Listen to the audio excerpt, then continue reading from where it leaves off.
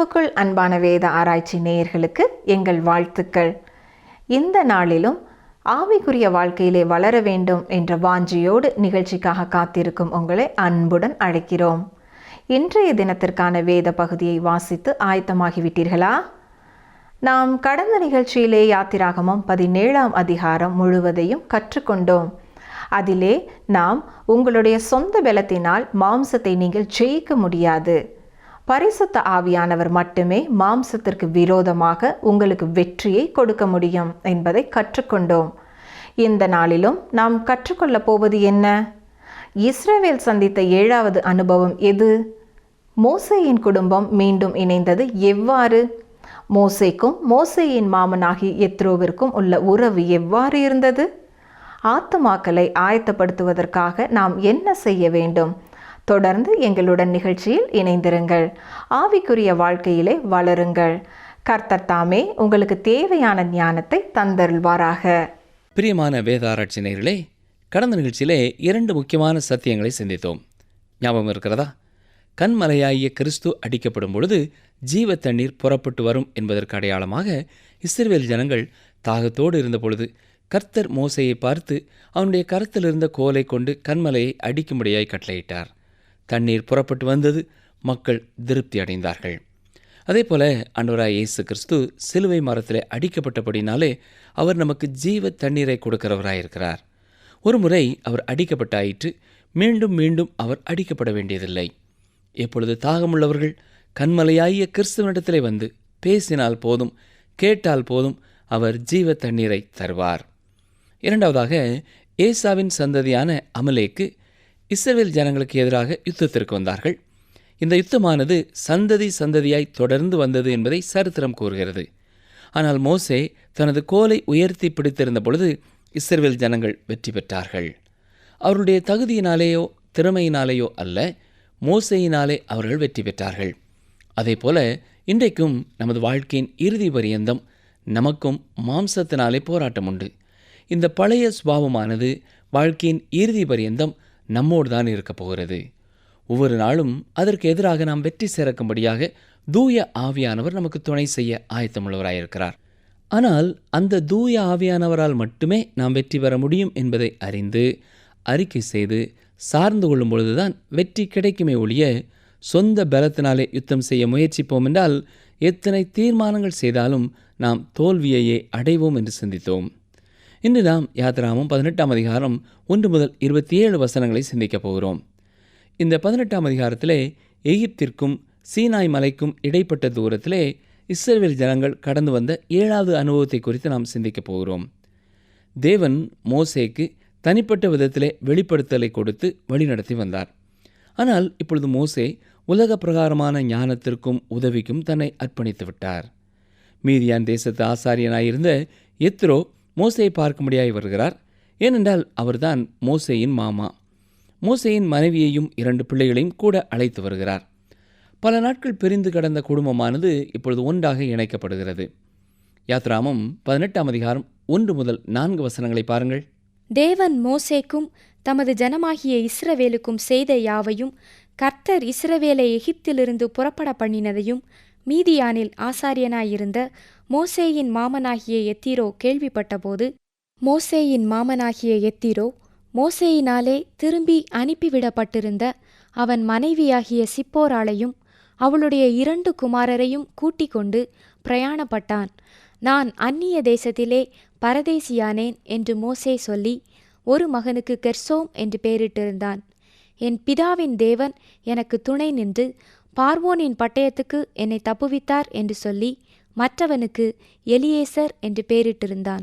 இப்பொழுது மோசே இந்த பெருங்கூட்ட இஸ்ரவேல் ஜனங்களோடு கூட மீதியான் தேசத்திற்குள்ளே கடந்து வருகிறார். இப்பொழுது மோசேயின் மாமனான எத்ரோ மோசேயின் மனைவியையும் 2 குமாரர்களையும் மோசேயினிடத்திலே அழைத்து வருகிறார்.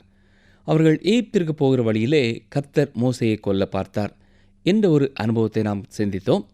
அந்த அனுபவத்தோடு கூட நீர் எனக்கு இரத்த சம்பந்தமான புருஷன் என்று சொல்லி மோசேயின் மனைவிதான் கெர்சோமுக்கு விருத்த சேதனம் செய்தாள். அதற்கு பின் மோசே தனது மனைவியையும் குமாரர்களையும் மனைவியினுடைய வீட்டிற்கே அனுப்பிவிட்டார்.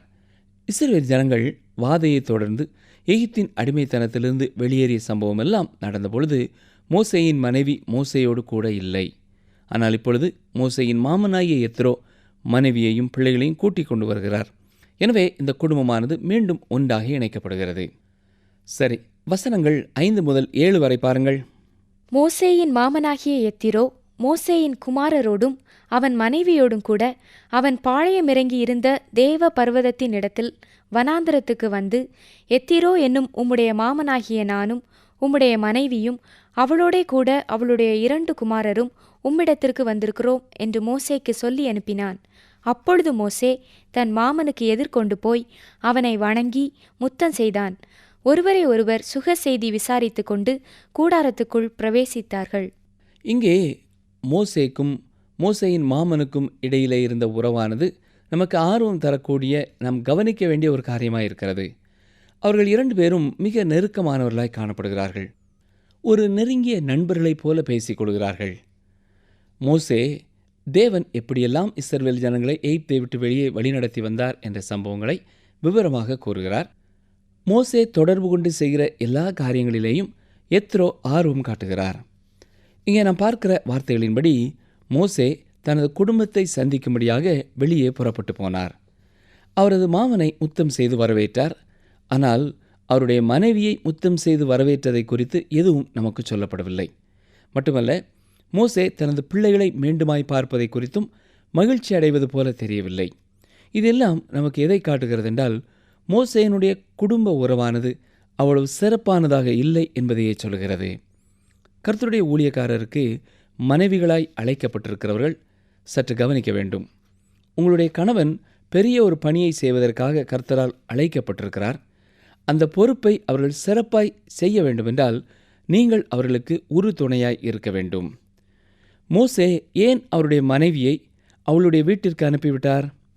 கர்த்தருடைய காரியங்களிலே கர்த்தருடைய விருப்பப்படி தீர்மானம் எடுப்பதிலே இடையூறாய் காணப்பட்டாள். அருமையான சகோதரியே, உங்களுடைய கணவனுக்கு கர்த்தர் கொடுக்கும் கட்டளைகளுக்கும் அவருடைய வார்த்தை சொல்லும் காரியங்களுக்கும் அவர்கள் கீழ்ப்படிந்து நடக்க நீங்கள் உறு துணையாக உதவி செய்கிறவர்களாய் இருக்க வேண்டும். இதை மறந்து போகக்கூடாது. உங்களால் உதவி செய்யும் மனப்பக்குவம் இல்லை என்றால் அவர்களுக்கு இடையூறு விளைவிக்கிறவர்களாக இருக்கக்கூடாது. இன்றைக்கு அநேக ஊழியக்காரர்கள் சிறப்பாய் ஊழியம் செய்வதற்கு காரணம் அவர்களுடைய மனைவிமாரின் துணை. அநேக ஊழியக்காரர்கள் ஊழியத்தை சிறப்பாய் செய்ய முடியாமல் போவதற்கும் காரணம் அவருடைய வாழ்க்கை துணை என்று சொன்னால் மிகையாகாது. அருமையான சகோதரியே, உங்கள் கணவர் கர்த்தருடைய ஊழியத்திலே ஈடுபடும் ஒருவராயிருப்பார் என்றால் அவர்களுக்கு உதவியாக இருக்க உங்களை அர்ப்பணியுங்கள். வசனங்கள் 8 முதல் 12 வரை பாருங்கள். பின்பு மோசே கர்த்தர் இஸ்ரவேலின் நிமித்தம் பார்வோனுக்கும் எகிப்தியருக்கும் செய்த எல்லாவற்றையும், வழியிலே தங்களுக்கு நேரிட்ட எல்லா வருத்தத்தையும், கர்த்தர் தங்களை விடுவித்து இரட்சித்ததையும் தன் மாமனுக்கு விவரித்துச் சொன்னான். கர்த்தர் இஸ்ரவேலரை எகிப்தியரின் கைக்கு தப்புவித்து அவர்களுக்கு செய்த சகல நன்மைகளையும் குறித்து எத்திரோ சந்தோஷப்பட்டு, உங்களை எகிப்தியரின் கைக்கும் பார்வோனின் கைக்கும் தப்புவித்து எகிப்தியருடைய கையின் கீழிருந்த ஜனத்தை விடுவித்த கர்த்தருக்கு ஸ்தோத்திரம். கர்த்தர் எல்லா தேவர்களை பார்க்கிலும் பெரியவர் என்பதை இப்பொழுது அறிந்திருக்கிறேன். அவர்கள் இடும்பு செய்த காரியத்தில் அவர்களை மேற்கொண்டார் என்று சொல்லி, மோசேயின் மாமனாகிய எத்திரோ சர்வாங்க தகன பலியையும் மற்ற பலிகளையும் தேவனுக்கு கொண்டு வந்து செலுத்தினான். பின்பு ஆரோனும் இஸ்ரவேல் மூப்பர் அனைவரும் வந்து மோசேயின் மாமனுடனே தேவ சமூகத்தில் போஜனம் பண்ணினார்கள். மோசே மீதியானிலிருந்து ஆண்டவருடைய கட்டளைப்படி எகிப்தை நோக்கி புறப்பட்டு வரும்பொழுது தனது மாமனிடத்திலே தான் இஸ்ரேல் ஜனங்களை அடிமைத்தனத்திலிருந்து விடுதலை செய்ய போகிறேன் என்று கூறியிருப்பார். அப்பொழுது இந்த எத்ரோ அதை குறித்து சிறப்பாக சிந்திக்கவில்லை. ஒருவேளை தன்னுடைய அயலகத்தாரிடத்திலே போய், என் மருமகனுக்கு என்ன வந்ததோ தெரியவில்லை, பெரிய பெரிய எண்ணமெல்லாம் உடையவனாய் இருக்கிறான், இஸ்ரவேல் ஜனங்களை எகிப்திலிருந்து விடுதலை செய்ய போகிறானாம், அதற்காக கர்த்தர் அவனை அழைப்பதாக சொல்கிறான், அவன் சேவிக்கும் தேவன் அவ்வாறு செய்வார் என்பதை நான் விசுவாசிக்கவில்லை, நான் நம்பவில்லை என்று கூறியிருக்க வேண்டும். ஆனால் அருமையான சகோதரனை சகோதரியே, தேவன் எல்லாவற்றையும் மோசேயை கொண்டு செய்து முடித்தார். இது எல்லாம் மோசே சொல்ல சொல்ல கவனமாய் கேட்டு அறிந்து கொண்ட எத்ரோ கர்த்தர் மேலே ஒரு பரிபூரணமான விசுவாசத்திற்குள்ளே கடந்து வந்திருக்க வேண்டும். எனவேதான் இப்பொழுது மோசேயின் மாமனாய் எத்ரோ சர்வாங்க தகன பலிகளையும் மற்ற பலிகளையும் தேவனுக்கு கொண்டு வந்து செலுத்துகிறான். சரி, யாத்திராகமம் 18ஆம் அதிகாரம் 13 முதல் 18 வசனங்கள் வரை பாருங்கள். மறுநாள் மோசே ஜனங்களை நியாயம் விசாரிக்க உட்கார்ந்தான். ஜனங்கள் காலமே துவக்கி சாயங்காலம் மட்டும் மோசேக்கு முன்பாக நின்றார்கள். ஜனங்களுக்கு அவன் செய்த யாவையும் மோசேயின் மாமன் கண்டு, நீர் ஜனங்களுக்கு செய்கிற இந்த காரியம் என்ன? நீர் ஒன்றியாய் உட்கார்ந்திருக்கவும் ஜனங்கள் எல்லாரும் காலமே துவங்கி சாயங்காலம் மட்டும் உமக்கு முன்பாக நிற்கவும் வேண்டியது என்ன என்றான். அப்பொழுது மோசே தன் மாமனை நோக்கி, தேவனிடத்தில் விசாரிக்கும்படி ஜனங்கள் என்னிடத்தில் வருகிறார்கள். அவர்களுக்கு யாதொரு காரியம் உண்டானால் என்னிடத்தில் வருகிறார்கள். நான் அவர்களுக்குள்ள வழக்கை தீர்த்து தேவ கட்டளைகளையும் அவருடைய பிரமாணங்களையும் தெரிவிக்கிறேன் என்றான். அதற்கு மோசேயின் மாமன், நீர் செய்கிற காரியம் நல்லதல்ல. நீரும் உம்மோடே இருக்கிற ஜனங்களும் தொய்ந்து போவீர்கள். இது உமக்கு மிகவும் பாரமான காரியம். நீர் ஒருவராய் அதை செய்ய உம்மாலே கூடாது. இதையெல்லாம் நாம் கவனிக்கும் பொழுது மோசேயின் மாமனார் மோசேயை மிக அதிகமாக நேசித்தார் என்பது தெரிய வருகிறது. மட்டுமல்ல, மோசேயின் மேலே மிகுந்த ஒரு மதிப்பும் மரியாதையும் கொண்டார். தனது மருமகனை குறித்து அவருக்கு ஒரு பெரிய உற்சாகம் இருந்தது. தனது மகளையும் பேரப்பிள்ளைகளையும் மோசேயோடு கொண்டு விடும்படியாய் வந்த அவர் சில நாட்கள் அங்கே தங்கியிருக்கிறார். அப்பொழுது மோசே எவ்வளவோ பணி பழுவோடு இருக்கிறார், மக்களை எப்பொழுதும் நியாயம் தீர்த்து கொண்டிருக்கிறார் என்பதையெல்லாம் கவனிக்கிறார். எனவே இறுதியாக மோசேயினுடைய பணிப்பழுவை குறைப்பதற்காக ஒரு ஆலோசனையை சொல்கிறார். கவனிங்கள், வசனங்கள் 19 முதல் 24 வரை. இப்பொழுது என் சொல்லை கேளும். உமக்கு ஒரு ஆலோசனை சொல்லுகிறேன். தேவனும் உம்மோடே கூட இருப்பார். நீர் தேவ சந்நிதியிலே ஜனங்களுக்காக இரும். விசேஷித்தவைகளை தேவனிடத்தில் கொண்டு போய் கட்டளைகளையும் பிரமாணங்களையும் அவர்களுக்கு வெளிப்படுத்தி, அவர்கள் நடக்க வேண்டிய வழியையும் அவர்கள் செய்ய வேண்டிய காரியத்தையும் அவர்களுக்கு தெரியப்படுத்தும். ஜனங்கள் எல்லாருக்குள்ளும் தேவனுக்கு பயந்தவர்களும் உண்மையுள்ளவர்களும் பொருளாசையை வெறுக்கிறவர்களுமான திறமையுள்ள மனிதரை தெரிந்து கொண்டு அவர்களை 1000 பேருக்கு அதிபதிகளாகவும் 100 பேருக்கு அதிபதிகளாகவும் 50 பேருக்கு அதிபதிகளாகவும் 10 பேருக்கு அதிபதிகளாகவும் ஏற்படுத்தும். அவர்கள் எப்பொழுதும் ஜனங்களை நியாயம் விசாரித்து பெரிய காரியங்கள் யாவையும் உம்மிடத்தில் கொண்டு வரட்டும், சிறிய காரியங்கள் யாவையும் தாங்களே தீர்க்கட்டும். இப்படி அவர்கள் உம்மோடே கூட இந்த பாரத்தை சுமந்தால் உமக்கு லகுவாயிருக்கும். இந்த பிரகாரம் நீர் செய்வதும் இப்படி தேவன் உமக்கு கட்டளையிடுவதும் உண்டானால் உம்மாலே தாங்கக்கூடும். இந்த ஜனங்கள் எல்லாரும் தாங்கள் போகும் இடத்துக்கு சுகமாய் போய் சேரலாம் என்றான். மோசே தன் மாமன் சொல் கேட்டு அவன் சொன்னபடி எல்லாம் செய்தான். மக்களின் பிரச்சனைகளை தீர்ப்பதிலே மோசேக்கு உதவி செய்யும்படியாக நியாயாதிபதிகளை நியமிக்க வேண்டும் என்று எத்ரோ ஆலோசனை கொடுத்தார். ஒருவேளை நீங்கள் சொல்லலாம், இந்த ஆலோசனையிலே என்ன தவறு என்று கேட்கலாம். வெளிப்படையாக நாம் பார்க்கும்பொழுது இதில் எதுவும் தவறில்லை, எல்லாம் சிறப்பாக இருக்கிறது என்பது போலத்தான் தெரிகிறது. ஆனால் ஒரு காரியத்தை நாம் மனதில் வைத்துக் கொள்ள வேண்டும். இந்த உலகத்திலே 2 விதமான ஞானங்கள் இருக்கிறது. ஒன்று தேவனுடைய ஞானம், அடுத்தது உலக ஞானம். எத்ரோ கொடுத்த ஆலோசனை உலக ஞானத்தை அடிப்படையாக கொண்டது. நீங்கள் இந்த உலகத்தின் காரியங்களை பின்பற்றுவீர்கள் என்றால் நீங்கள் கர்த்தரை நோக்கி பார்ப்பதில்லை. இன்றைக்கு அநேக திருச்சபைகளிலே பிரச்சனைகள், குழப்பங்கள் இருப்பதற்கு காரணம் உலகத்திலே வியாபாரத்திலே முன்னேறி செல்வதனாலே அப்படிப்பட்ட மக்கள் திருச்சபைக்குள்ளே கொண்டு வரப்பட்டு பொறுப்பான இடங்களிலே அமர்த்தப்படுவதுதான். அவர்கள் உலகத்தின் விதிமுறைகளின்படி திருச்சபையை நடத்த முயற்சி செய்வார்கள். ஆனால் ஆவிக்குரிய பகுத்தறிதல் அவர்களுக்கு இருக்காது.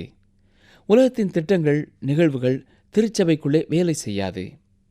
எத்ரோ கொடுத்த ஆலோசனைகள் நல்லவைதான். அது மோசேயின் பணிப்பளுவை குறைக்கும் என்பது உண்மைதான். நேரம் செலவழிக்கப்படுவதை குறைப்பதற்கான தகுந்த திட்டம்தான். எல்லாமே ஒழுங்கும் கிரமமுமாய் நடைபெறுவதற்கான ஏற்ற ஆலோசனைதான். எத்ரோவின் இந்த ஆலோசனையானது மிக விரும்பப்படத்தக்க, வசீகரிக்கும் ஒரு காரியமாய் தெரிகிறது. அவன் கொடுத்த ஆலோசனை உண்மையானது. உண்மையான கரிசனையோடு அவன் சொன்னது. மோசேயினுடைய சரீர சுகத்தை குறித்து அக்கறை உள்ளவராகத்தான் எத்ரோ இதை சொன்னார். இதற்காக எத்ரோவை நாம் பாராட்ட வேண்டும். ஆனால் நாம் கவனிக்க வேண்டிய மிக முக்கியமான காரியம் என்னவென்றால், இது தேவனுடைய சித்தத்தின்படியானது அல்ல. இந்த சூழ்நிலையிலே தேவன் இதை அனுமதித்தார். ஆனால் தேவன் இந்த ஆலோசனையை கொடுக்கவில்லை. அருமையான சகோதரனை, சகோதரியே, இந்த வேத பகுதியை நாம் கூர்ந்து கவனித்து கற்றுக்கொள்வோம் என்று சொன்னால், இது எப்படி வெளியே தெரியாமல் உள்ளே நுழைந்த ஒரு தீமையான காரியம் என்பதை புரிந்து கொள்ள முடியும். முதலாவதாக, தேவனுக்கும் மோசேயின் பணிப்பளு தெரியும். இருந்தாலும் தேவன் இதை குறித்து மோசேக்கு ஆலோசனை கொடுக்கவில்லை. எத்ரோவின் இந்த ஆலோசனையானது தேவனுடைய ஞானத்தையும் தேவனுடைய அன்பையும் கேள்வி கேட்கும் ஒரு காரியமாகிவிடுகிறது. வேறு வார்த்தைகளிலே சொல்ல வேண்டுமென்றால், தான் மோசேக்கு செய்யக்கூடிய காரியத்தை விட சிறந்த காரியத்தை தேவன் செய்யவில்லை என்பது போல இருக்கிறது. உண்மையாகவே தேவன் மோசேயை நேசித்து மோசேயை குறித்த கரிசனை உள்ளவராய் இருந்திருப்பார் என்றால், இப்படிப்பட்ட ஒரு ஆலோசனையை பல காலங்களுக்கு முன்னதாகவே கொடுத்திருப்பார் என்பது போல தோன்றுகிறது. அருமையானவர்களே, எத்ரோவின் இந்த ஆலோசனைக்கு பின்னணியத்திலே சர்ப்பத்தின் குரல் ஒலிக்கிறது. அதே ஆலோசனையின் குரல்தான் அன்று ஏதேன் தோட்டத்திலேயும் ஒலித்தது. ஞாபகம் இருக்கிறதா? ஏவாளுக்கு சர்ப்பம் கொடுத்த ஆலோசனை என்ன? நீங்கள் இதை புசிக்கும் நாளிலே உங்கள் கண்கள் திறக்கப்படும் என்றும் நீங்கள் நன்மை தீமை அறிந்து தேவர்களைப் போல் இருப்பீர்கள் என்றும் தேவன் அறிவார் என்றது. அதாவது, இந்த மரத்தின் கனியை நீங்கள் புசிப்பீர்கள் என்றால் நீங்கள் ஞானமுள்ளவர்களாகிவிடுவீர்கள். எனவே தேவன் உங்களுக்கு அதை அனுமதிக்கவில்லை. உங்களுக்காக தேவன் செய்யக்கூடிய சிறந்த காரியத்தை அவர் செய்யவில்லை என்பது போலத்தான் அந்த ஆலோசனையும் இருந்தது. அருமையானவர்களே, இது ஒரு சிறந்த வழிமுறையாக இருக்கும் என்றால் தேவனே இதை முன்னதாகவே கூறியிருப்பார். இரண்டாவதாக நாம் இங்கே கவனிக்க வேண்டிய காரியம், இவ்வளவு காலங்களாக தேவன் நேரடியாகவே மோசேயோடு தொடர்பு கொண்டு எல்லாவற்றையும் கற்றுக் கொடுத்து வந்தார். இஸ்ரவேல் ஜனங்களை விடுதலை செய்யும் அந்த மகா பெரிய பணியிலேயும் அவரே நேரடியாக மோசேக்கு ஆலோசனை கொடுத்தார். ஒரு மூன்றாவது நபர் உள்ளே கொண்டு வரப்பட வேண்டும் என்று தேவன் விரும்பவில்லை. தேவன் மோசேயோடு கூட நேரடியாக தொடர்பு கொள்ளும் இந்த காரியத்திற்கு இடையிலே யாரும் வருவதை அவர் விரும்பவில்லை. அருமையானவர்களே, நாம் நினைவிலே கொள்ள வேண்டிய காரியம், தேவன் மோசேயோடு முகமுகமாய் பேசினார். இன்றைக்கும் அநேகர் தேவனோடு நேரடியாக பேச பழக விரும்புகிறதில்லை. எனவே அவர்களுக்கும் தேவனுக்கும் இடையிலே ஒரு மூன்றாவது நபர் தேவைப்படுகிறார்கள். இப்படிப்பட்ட மனிதர்கள் தேவனிடத்திலே செல்லும் பொழுதெல்லாம் அந்த குறிப்பிட்ட மனிதர் மூலமாகவே செல்வார்கள், அல்லது அந்த திருச்சபை மூலமாகவே, அல்லது அந்த சடங்காச்சாரம் மூலமாகவே, அல்லது அந்த இசை நிகழ்ச்சி மூலமாகவே தேவனிடத்திலே போக அவர்கள் முற்படுவார்கள். பிரியமானவர்களே, இன்று எல்லா காரியங்களுக்கும் உலகத்திலே ஒவ்வொரு இடம் இருக்கிறது. ஆனால் நாம் தேவனிடத்திலே செல்லும் பொழுது நேராக நாம் தேவனிடத்திலே செல்ல வேண்டும். மற்ற கூட்டங்களை தேவன் நமக்கும் அவருக்கும் இடையிலே விரும்புகிறதில்லை. நிகழ்ச்சியை கேட்டுக்கொண்டிருக்கிற எனக்கு அருமையான சகோதரனை சகோதரியே, உங்கள் தேவைக்காக, உங்கள் காரியங்களுக்காக நீங்கள் நேரடியாக கர்த்தரை அண்டும் அனுபவம் உங்களுக்கு உண்டா? நமக்காக மற்றவர்கள் ஜெபிக்கலாம், தவறல்ல. ஆனால் அதை மட்டுமே நம்பி சார்ந்திருப்பது தவறு. நாம் ஒவ்வொருவருமே தனிப்பட்ட விதத்திலே தேவனோடு கூட தொடர்புள்ளவர்களாய் வாழ வேண்டும். நம் ஒவ்வொருவருக்காகவும் இயேசு கிறிஸ்து இரத்தம் சிந்தி நம்மை தேவனோடு நேரடி தொடர்புக்குள்ளே வழிநடத்தியிருக்கிறார். சரி, மூன்றாவதாக இந்த வேத பகுதியிலே நாம் கவனிக்க வேண்டிய மற்றும் ஒரு காரியம், அன்றைக்கு எத்ரோ கொடுத்த அந்த ஆலோசனையின் அடிப்படையிலே தான் செனகரிப் சங்கம் பின்னாலே உருவானது. 2000 ஆண்டுகளுக்கு முன்னதாக ஒரு நாள் இரவிலே அவர்கள்தான் கூடி தேவகுமாரனாகிய இயேசு கிறிஸ்துவை கொலை செய்வதற்கான திட்டத்தை தீட்டினார்கள். உண்மையை சொல்ல வேண்டுமென்றால் மோசேக்கு இப்படிப்பட்ட ஒரு ஆளுகை குழு அவசியமில்லை. தேவன் கொடுத்திருக்கும் பொறுப்புகளுக்கு தேவையான ஞானத்தையும் பலனையும் கிருபையையும் ஒவ்வொரு நாளும் இதுவரை தேவனே தந்து வந்தார். பிரியமானவர்களே, கவனியுங்கள். ஒரு மனிதனை தேவன் பயன்படுத்துவதை விட 20 மனிதர்களை கொண்டு தேவன் சிறப்பான காரியத்தை செய்வார் என்று சொல்லவே முடியாது. தேவனால் ஒரு மனிதனை கொண்டே பெரிய காரியங்களை செய்ய முடியும். ஏன் தெரியுமா? தேவன் அழைத்து பிரித்தெடுக்கும் மனிதர்களுக்கு பரிசுத்த ஆவியானவரே சிறப்பான துரிதமான ஞானத்தையும் வல்லமையையும் கொடுக்கிறவராய் இருக்கிறார். சரி, இன்றைக்கு அநேக ஊழியர்களும் கூட வெற்றி பெறுவதற்கு எது சிறந்த முறையோ அதையெல்லாம் திருச்சபையிலே பயன்படுத்த வேண்டும் என்று சொல்கிறார்கள். இளைய தலைமுறைக்காக அவர்களோடு ஒன்றுபட்டு காணப்பட வேண்டும் என்பதற்காக அறிவற்ற முறையிலே செயல்படும் ஊழியர்களும் உண்டு. அவர்கள் இளைய தலைமுறையினரோடு நெருங்கிய தொடர்புள்ளவர்களாக இருக்க வேண்டும் என்று சொல்லிக் கொள்வார்கள். ஆனால் எனக்கு பிரியமான சகோதரனை சகோதரியே, ஒருவேளை அவர்கள் ஐக்கியம் கொள்ளலாம், நட்பு கொள்ளலாம், எல்லா நிகழ்ச்சிகளும் நன்றாக நடைபெறும். ஆனால் எத்தனை ஆத்துமாக்களை ஆதாயப்படுத்தி இருக்கிறார்கள் என்றால் அது கேள்விக்குறியாகவே இருக்கிறது. அவர்களால் அதை செய்ய முடியாது. சகோதரனை சகோதரியே, தேவனுக்கு ஒரு புதிய வழிமுறை, ஒரு திட்டம் தேவையில்லை. ஒரு ஸ்தாபனம் அவருக்கு தேவையில்லை. எண்ணிக்கை அவருக்கு தேவையில்லை. ஒரு சடங்காச்சாரமான காரியம் அவருக்கு தேவையில்லை. நல்ல செயல்களும் அவருக்கு தேவையில்லை. உங்களுடைய ஆத்மாவுக்கும் அவருக்கும் இடையிலே எந்த ஒரு காரியமும் இல்லாதபடி உலகத்தின் ஞானம் எல்லாவற்றையும் பெருக்கி அப்புறப்படுத்தவே அவர் விரும்புகிறார். உலக ஞானமும் தேவனுடைய ஞானமும் ஒன்றுக்கொன்று எதிரானதாக இருக்கிறது என்பதை நாம் மறந்து போகக்கூடாது. 1 கொரிந்தியர் 3:18-19 வசனங்களை பாருங்கள். ஒருவனும் தன்னைத்தானே வஞ்சியாதிருப்பானாக. இவ்வுலகத்திலே உங்களில் ஒருவன் தன்னை ஞானி என்று எண்ணினால் அவன் ஞானியாகும்படிக்கு பைத்தியக்காரனாக கடவன். இவ்வுலகத்தின் ஞானம் தேவனுக்கு முன்பாக பைத்தியமாயிருக்கிறது. அப்படியே ஞானிகளை அவர்களுடைய தந்திரத்திலே பிடிக்கிறார் என்றும். தொடர்ந்து வசனம் 20 பாருங்கள். ஞானிகளுடைய சிந்தனைகள் வீணாயிருக்கிறது என்று கர்த்தர் அறிந்திருக்கிறார் என்றும் எழுதியிருக்கிறது. மற்றொரு வசனத்தையும் ஞாபகப்படுத்த விரும்புகிறேன். 1 கொரிந்தியர் 2:5 வசனம். என் பேச்சும் என் பிரசங்கமும் மனுஷ ஞானத்திற்குரிய நயவசனமுள்ளதாயிராமல் ஆவியினாலும் பலத்தினாலும் உறுதிப்படுத்தப்பட்டதாயிருந்தது.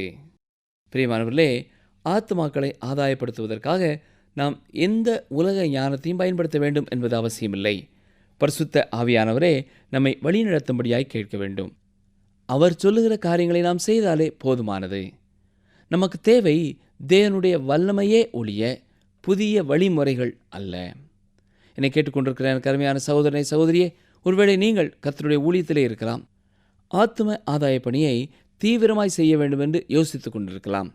இதற்காக நீங்கள் உலக ஞானத்தை பயன்படுத்த வேண்டும் என்பதல்ல. நீங்கள் தேவனை சார்ந்து கொள்ளுங்கள். உங்களை வழிநடத்தும்படியாக அவரையே நோக்கி ஒவ்வொரு நாளும் பாருங்கள். பரலோகத்திலிருந்து வரும் ஞானமானது உங்களை தெளிவாய் வழிநடத்த முடியும். ஜெபிப்போமா. எங்களை நேசிக்கிறங்கள் நல்ல ஆண்டவரே, இன்றைக்கும் நாங்கள் வாசித்து சிந்தித்த உம்முடைய வசனங்களுக்காக நன்றி சொல்கிறோம். கர்த்தருடைய ஊழியத்திலே இருக்கிறவர்களுக்காக இந்த நேரத்திலே குறிப்பாய் ஜெபிக்கிறோம். உலக ஞானத்தினாலே அவர்கள் அப்படி செய்கிறார்கள், இவர்கள் இப்படி செய்கிறார்கள் என்பதனாலே தவறான திட்டங்களை இட்டு ஆண்டவரே மனவேதனையோடு அவர்கள் நாட்களை முடிக்காதபடி ஒவ்வொரு நாளும் உம்முடைய பலத்தினாலே அவர்களை பாதுகாத்து நீர் நடத்துகிற வழியிலே மட்டும் நடக்க உதவி செய்யும். இந்த நிகழ்ச்சியை கேட்டுக்கொண்டிருக்கிற ஒவ்வொரு ஊழியக்காரனையும் ஊழியக்காரியையும் உம்முடைய பரிசுத்த ஆவியினாலே நீரே பலப்படுத்தியறலும். உலக ஞானத்தை சார்ந்திராமல் உம்முடைய பரிசுத்த ஆவியானவரின் வழிநடத்தலுக்காகவே ஒவ்வொரு நாளும் உம்மை நோக்கி பார்க்க உதவி செய்யும். உம்மை நோக்கி கூப்பிடுகிற ஒவ்வொருவருக்கும் நீர் சமீபமாக இருப்பதற்காக நன்றி செலுத்துகிறோம் ஐயா. யார் யார் தங்களுடைய ஊழியக்காரர்களை குறித்து ஆழமாக யோசிக்கிறார்களோ அவர்களை நீர் தொடர்ந்து சரியான பாதையிலே வழிநடத்த வேண்டும் என்று ஜெபிக்கிறோம். உலக ஞானத்திற்குள்ளாகவும் உலக ஆலோசனைக்குள்ளேயும் தங்களை விட்டு கொடுத்து விடாதபடி பரிசுத்த ஆவியானவர் வசனங்களின் மூலமாய் சொல்லுகிற காரியங்களுக்கே பரிபூர்ணமாய் அர்ப்பணித்து உம்முடைய சித்தத்தை நிறைவேற்ற நீரை கிருபை செய்யும். மீட்பர் இயேசு கிறிஸ்துவின் நாமத்தினாலே மனத்தாழ்மையோடு ஜெபிக்கிறோம் பிதாவே, ஆமேன். நேயர்களே, இந்த நாளிலும் நாம் கற்றுக்கொண்ட சத்தியங்கள் என்னவென்று மீண்டும் ஒரு முறை பார்ப்போமா? தேவன் அழைத்து பிரித்தெடுக்கும் மனிதர்களுக்கு பரிசுத்த ஆவியானவரே சிறப்பான துரிதமான ஞானத்தையும் வல்லமையும் கொடுக்கிறவராக இருக்கிறார். உலக ஞானமும் தேவ ஞானமும் ஒன்றுக்கொன்று எதிரானதாகவே இருக்கிறது. ஆத்துமாக்களை ஆயத்தப்படுத்த நீங்கள் தேவனை சார்ந்து கொள்ளுங்கள். பரலோகத்திலிருந்து வரும் ஞானமானது உங்களை தெளிவாக வழிநடத்தும். அடுத்த நிகழ்ச்சியிலே நாம் யாத்திராகமம் 19ஆம் அதிகாரத்தை கற்றுக்கொள்ள இருக்கிறோம். அந்த பகுதியினை நீங்கள் வாசித்து ஆயத்தமாகுங்கள். கர்த்தர் தாமே உங்களை ஆசீர்வதிப்பாராக.